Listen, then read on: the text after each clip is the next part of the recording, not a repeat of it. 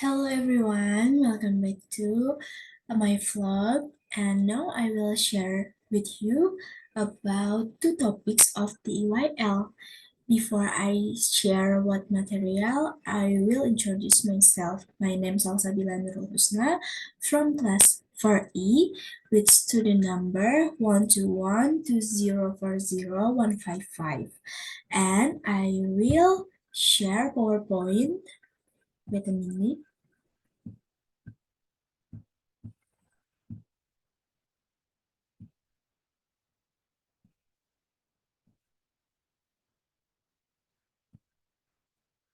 Okay, for the first material, that is how to deal with different types of young learners. When we are teaching English to kids, as teacher, we need to be aware of the differences in learning styles of our students so that we can incorporate all of these learning styles into our lessons. Being able to identify which types of learners our students are will help us to make sure they don't get left out of learning effectively. And I have 6 different learner types and details on different activities to suit their learning styles. For the first, that is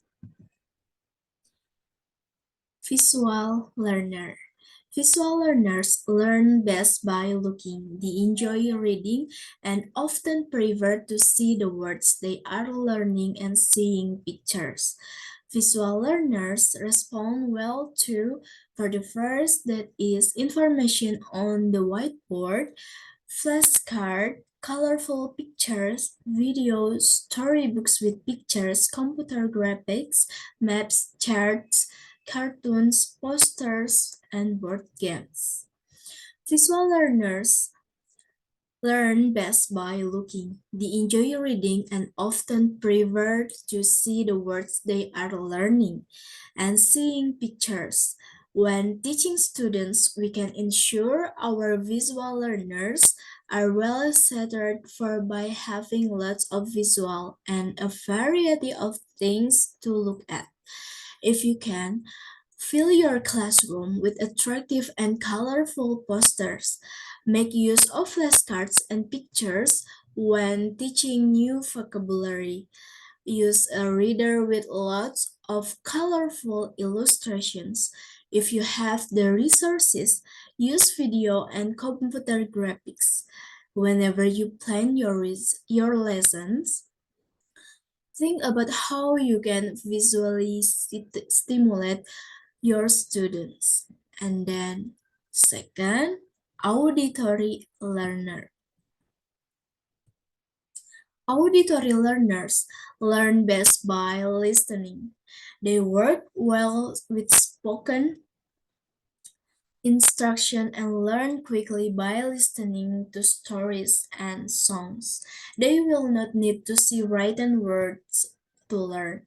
Auditory learners respond well to listening to stories, songs, poems and riddles, verbal instruction and explanations, listening activities, and participating in oral activities.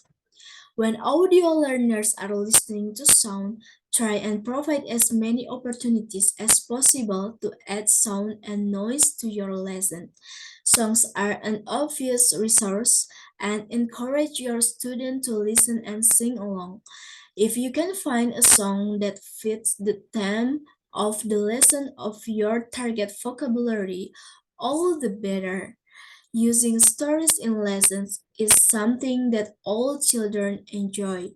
There are many readers available, but you can also make up your own story to suit your lesson. Always think about how sound can be added to a lesson, such as teaching animal sounds, along with animal vocabs, car sounds, airplanes, trains, etc. When teaching transportation and so on, you'll be surprised how many sounds you can teach. Also, concentrate on pronunciation sounds from letters of the alphabet to words and sentence. Your audio learners will really get the hang of this is you give them a chance. Also, do a listening exercise that requires students to listen to your instruction to complete an assignment. Always allow verbal communication during activities. Arrange for pairs or groups to work together where your students have to talk and listen to each other to complete assignment. And third, that is tactile learner. Tactile learners learn physically by touching and manipulating objects. Tactile learners respond well to drawing, song with gesture, playing board games, making models, craft activity, filling in the bag activity, and following instructions to make things. Tactile learners need to feel and touch. Without this, they will not internalize the new vocabulary or structures as easily. Let them touch and feel everything. When using flashcards, always share them. Provide lots of objects to teach new vocabulary, and you can let students touch and play with the objects. Use doll for role play structure and let your students touch, hug, tickle, and even use the doll themselves. Also, try organizing a field type activity. Put an object in the bag and ask students to feel and guess what it is. Use blindfolds and ask students to feel something or find their way around the class. And let your tactile learners express themselves by drawing and creating. Have them draw a scene with the new vocabulary they just learned, or make and build something with Lego or Play-Doh. Craft are also a great way to teach and reinforce new vocabulary. And then the fourth is kinesthetic learner. Kinesthetic learner learn physically by moving around. Kinesthetic learner respond well to playing games in which they need to use their whole body, doing exercise type activities which require running and jumping, movement activities, making models, craft activities, following instruction to make something, and setting up experiment. Kinesthetic children always want to travel. Just sitting and watching or listening won't keep them interested for very long. Have lots of gestures to use with song and let them act out new vocabulary. Assign lots of action activities that allow them to express themselves with movement and include crafting and modeling activities, and always encourage your students to actively experiment when learning new things.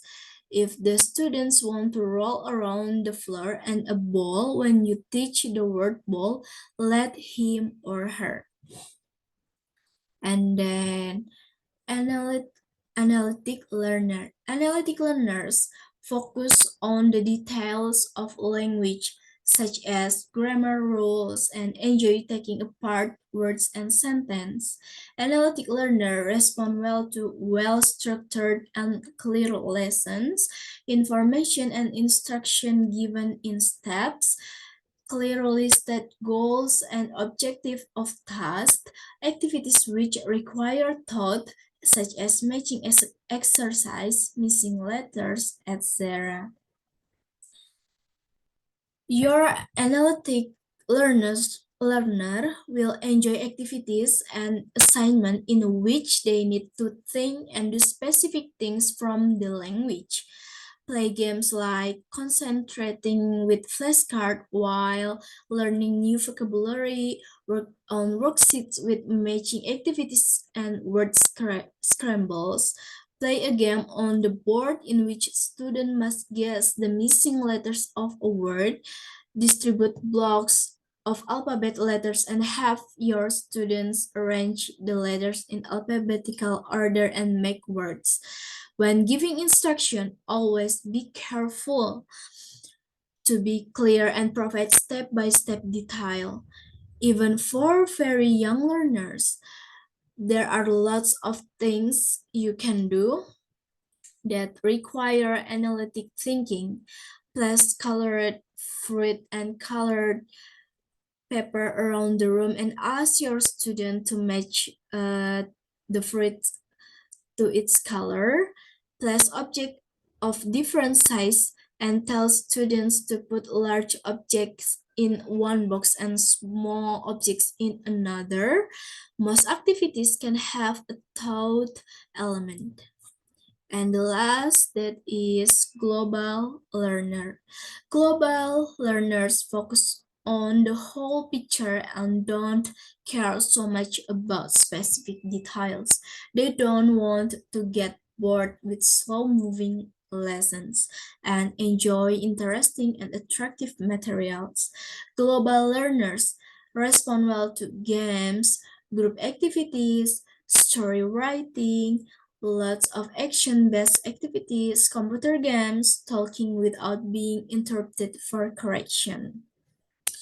Be sure to include lots of fun games and activities for your global learners, where the goals of language learning are too forced or obvious. Let them play with objects or write stories just for fun. Have them work in pairs or groups to complete the assignment and let them move around the class as they do the activity. Global learners tend to dislike being interrupted while doing their activities.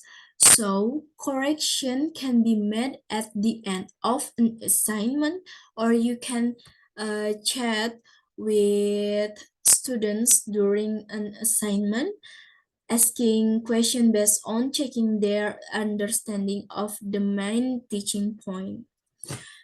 And for the material two, that is about principle of the EYL. I have four principle of the EYL, and for the first, that is implicit learning.